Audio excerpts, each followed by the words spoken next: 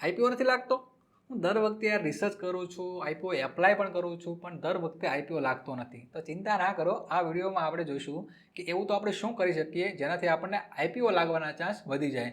અને તમે જ્યારે આઈપીઓ ભરો છો ત્યારે શું મિસ્ટેક કરો છો એ પણ આપણે વિડીયોમાં જોઈશું. અને લાસ્ટમાં હું તમને બતાવી એક સિક્રેટ ટ્રીક જેનાથી તમને આઈપીઓ લાગવાના ચાન્સ વધી જશે. તો ચાલો દોસ્તો વિડીયોને શરૂ કરીએ. ઘણા લોકો મિસ્ટેક કરતા હોય છે કે જ્યારે પણ આઈપીઓ ભરે ત્યારે અલગ અલગ ડીમેટ એકાઉન્ટથી આઈપીઓ ભરતા હોય છે. પણ અલગ અલગ ડીમેટ એકાઉન્ટથી તમે આઈપીઓ ભરો છો ત્યારે અલગ અલગ ડીમેટ એકાઉન્ટમાં સપોઝ કે તમારી પાસે 3 એકાઉન્ટ છે, એક એન્જલ છે, એક ઝેરોદા છે અને એક ગ્રો છે. તો તમે ત્રણેયમાં જ્યારે ડીમેટ એકાઉન્ટમાં આઈપીઓ એપ્લાય કરો છો તો આઈપીઓની એપ્લિકેશન તમારી રિજેક્ટ થઈ જશે.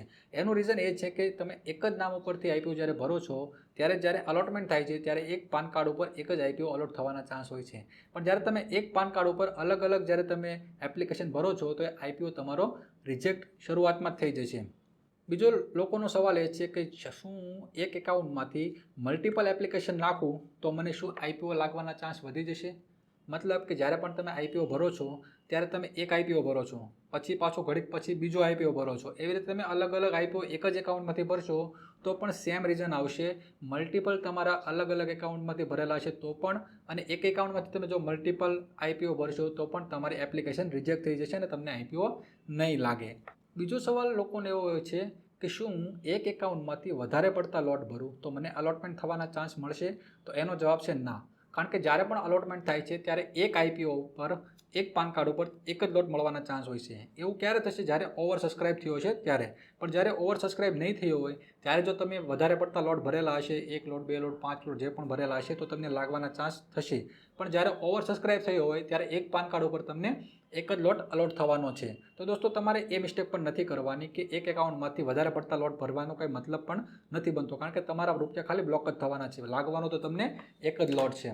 ઘણા લોકોને એવો સવાલ પણ હોય છે કે આપણે કામ કરી શકીએ કે હું ઇન્ડિવિજ્યુઅલમાં નાખી દઉં, એક એનઆઈઆઈમાં નાખી દઉં, એમ અલગ અલગ કોટામાં હું મારું એપ્લિકેશન નાખી દઉં તો મને લાગવાના ચાન્સ વધી જશે.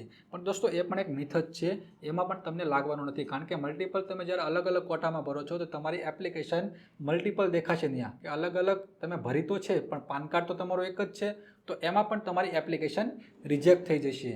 તો દોસ્તો આ બધી મિસ્ટેક તમે જો ના કરો અને તમારે વધારે પડતા અલોટમેન્ટના ચાન્સીસ જોતા હોય તો તમારે કામ કરવાનું છે. તમારા જેટલા ફેમિલી મેમ્બર હોય બધા ફેમિલી મેમ્બરના નામે એક એક એકાઉન્ટ ખોલવાનું છે અને બધા ફેમિલી મેમ્બરના નામે એક એક આઈપીઓ નાખવાનો છે. અને આવી રીતે જો તમે કરો છો તો તમારા આઈપીઓ લાગવાના ચાન્સ વધી જાય છે. અને બીજી એક મિસ્ટેક તમારે એ નથી કરવાની કે જ્યારે પણ તમે આઈપીઓ ભરો છો ત્યારે તમે જે પ્રાઇસ નાખો છો ત્યારે તમારે પ્રાઇસ પોતાની જાતે નથી નાખવાની. સપોઝ કે 95 કે 100 રૂપિયાના ભાવે કોઈ આઈપીઓ આવેલો છે તો એમાં જો તમે 100 રૂપિયા કે 95 રૂપિયા નાખશો તો તમારો આઈપીઓ રિજેક્ટ થવાના ચાન્સીસ રહેશે. તો એના માટે તમે કટ ઓફ પ્રાઇસ નક્કી કરી શકો છો.